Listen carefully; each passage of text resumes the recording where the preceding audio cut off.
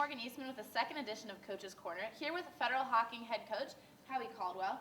So let's just start talking a little bit about the Lancers this season. You were third place last season, finishing. Now you're in first. What's that like?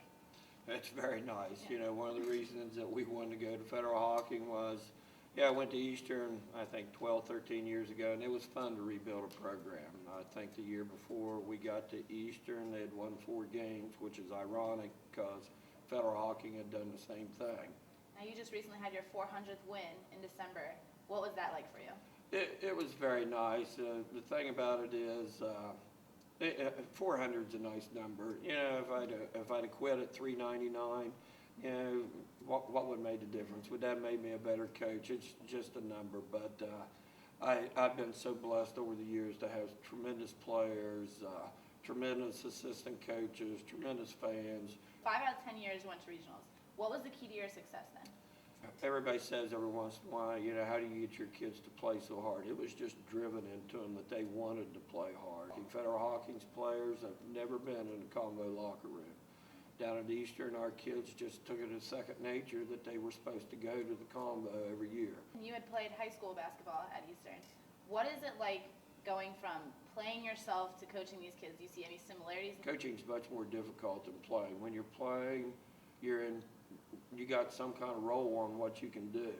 And when you're coaching, you can teach them and teach them and teach them, but once they go out on the floor, you just hope that they implement what you worked on all week. So a little bit about your family.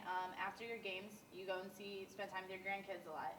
You said you have 9 grandkids? Yeah, I have 9 grandchildren. You know, they try to come to the games as much as they possibly can. After games, sometimes it's kind of hectic because the media wants to talk to you, and they come to the games and so forth, and they want to see Grandpa Howie and everything like that. Daughters are actively involved in sports as well. When they were in high school, they're all graduates of Southern High School, 93, 97, and 98. Roberta Ann, when she was in school, I can remember when, you know, take them scouting and so forth, and all she ever wanted to do was be a cheerleader. She had her pom-poms with her all the time. Carrie Lynn, she played volleyball and softball. And Cynthia Kay, she played all 3 sports in high school. And in fact, she was a great athlete. She got Athlete of the Year senior year. Going back into a little more personal things, you said there was a house fire that went on Christmas Eve. That happened in 2001, December 24th of 2001. It's kind of funny because the day before, you know, coaching and so forth, you don't get a lot of time to spend Christmas shopping. So the day before, I'd just gone Christmas shopping, hid the gifts underneath, was going to wrap them and so forth in case, you know, they came and visited. And I smelled smoke in one of the sections of the house, and I thought I'd be a hero and try and put it out, and it wasn't to be. I noticed that, and this person wouldn't have had to stop, but they came and they stopped to help.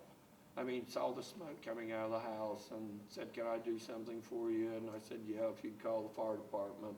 A local minister stopped with his suit on and ran in with a hose, and you know, it was a trying time, but I'll tell you something I noticed about people was that, you know, when you're in need and so forth, especially in a small town, they're going to help you out. And in 21 days, they had the house rebuilt. So I will be forever in those people's debt, too, because you don't know how devastating it is. It's 1 minute everything's fine, and the next minute your house goes up in fire. I hear when you're coaching, you used to, instead of using a whiteboard, you would take chalk and just write straight on the sidelines. What was that all about? People that know me know that I'm very, very superstitious. Wear the same clothes until we get beat. Have to find a penny on heads. I mean, the third chair always has to be moved before the game. Always have 6 sheets of paper rolled up in my hand with the scouting report. So for years and years, we used chalk. We didn't use a dry erase board or anything like that. And it just continued on and continued on. And I never changed from that up until about the last 3 to 4 years. Did it at Miller one time and almost got arrested up there. So what was that story? They had just redone the gym floor, and And the floor looked very, very nice. And I don't do it, you know, if you mop the floor, the chalk comes up, and I never thought anything about it. So the superintendent, he at that time came over and said, we'd appreciate it if you didn't use chalk on our floor. Well, I'm kind of stubborn and bullheaded, and I thought, okay. So I went ahead and did it the next time. If you have any questions for future coaches, email coachescorner@rocketmail.com, and be sure to keep tuning into the website to see recaps and more Coaches Corners. For Hardwood Heroes and Coaches Corner, I'm Morgan Eastman.